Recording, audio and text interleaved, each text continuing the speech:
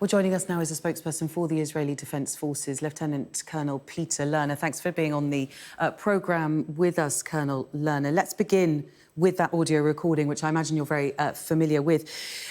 Do you have a sense of who that exchange is taking place between? We had on our screens there Speaker A and Speaker B. What is your understanding of who's talking? Thank you, Bella. Indeed, we've seen on the 7th of October how merciless Hamas has been towards Israelis.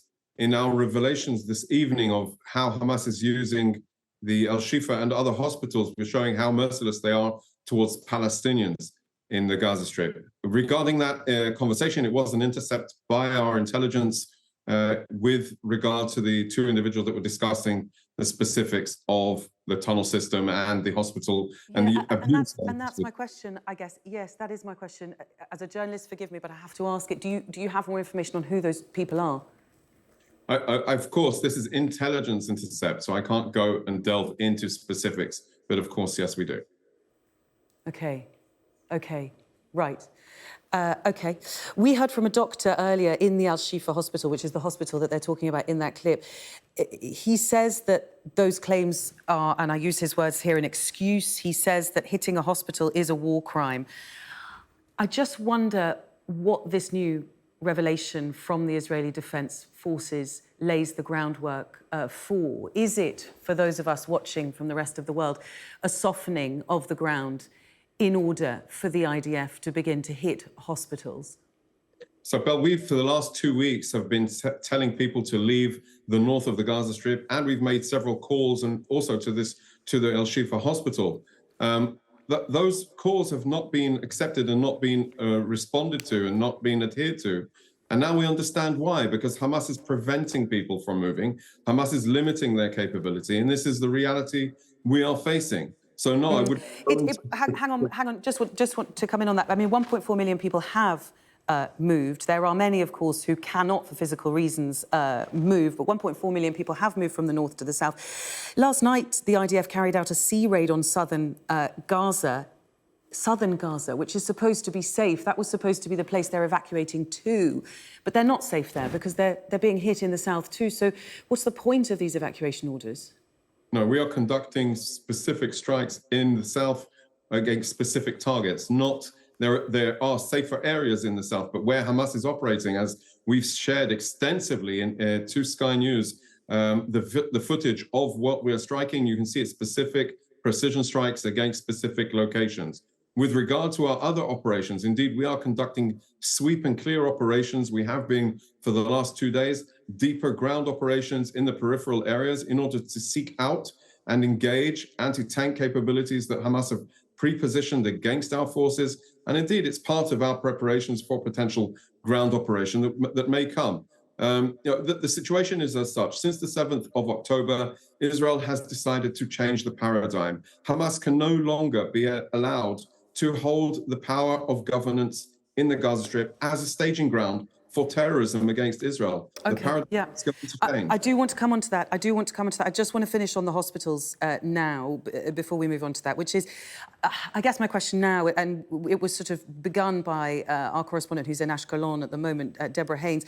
I just want to put the question to you, do medical facilities and hospitals no longer enjoy the protection that they ought to enjoy under international laws when it comes to this particular conflict and when talking about the Israeli actions in Gaza? I would say if stopped, if these actions continue from hospitals under certain conditions, indeed, hospitals could lose their protections that they're entitled to. Unfortunately, what we're revealing is a systematic... Yeah, that's very clear. That's very clear. Of those understandings. They have to go. They have to leave the hospitals. They have to let the people leave hospitals. They can't tell them to stay and hold them as hostage in the hospitals. This is the reality that, as I said, they are merciless. We've seen how merciless they are when they put... If they are, if they are there and if civilians are there, you've made clear that the Israeli Defense Forces continue their bombardment of those areas, those strikes, regardless of whether civilians are there or not. No, we've raised a red flag to show the world how terrible, how brutal this organization is and why they need to go. and then okay. taking advantage of the residents of the Gaza Strip. So okay. You know, I understand. I do. I understand. I'm so sorry. We don't have all the time in the world. You talked about the paradigm shift since the 7th of October that Israel is pushing now. Does Israel, do you think it is possible to eradicate Hamas? It is, after all, now, you know, it is an ideology as well as merely personnel. Some of that personnel is outside of Gaza. Do you think it is possible to eradicate Hamas?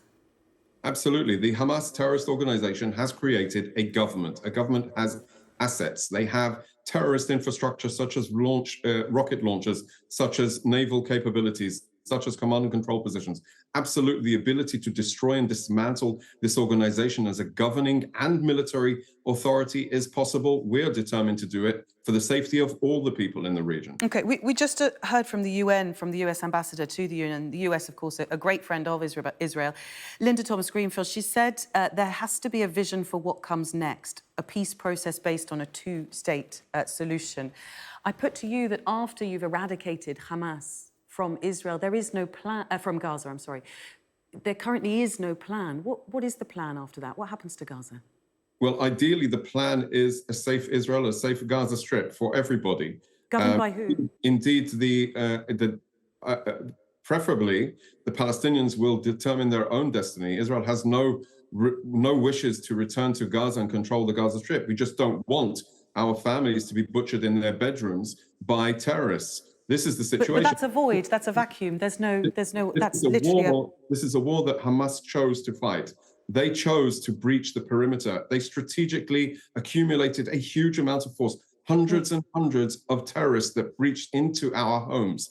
Imagine lying in bed at night and waking up with a terrorist with an AK-47 pointed at your face, shooting your partner as you sleep there, and then dragging you off to Gaza to hold you hostage. That's the reality nobody will ever allow to happen here again in Israel. The vision that needs to come needs to be a safe one for everybody, not for the. Forgive me, you haven't answered the question, which is, Hamas, if not Hamas, if not Israel, who? As I said, the Palestinians will need to determine their destiny. It needs to be one that accepts that Israel will live in peace side by side with Gaza. Okay, so you would support a two-state solution? Again, that's something that would really need to be addressed to the political echelon. Ideally, the IDF is responsible for securing and restoring security to the people of southern Israel, those that were so brutally massacred in their houses. Okay, listen, Colonel Lerner, really great to talk to you. Thanks again for taking the time.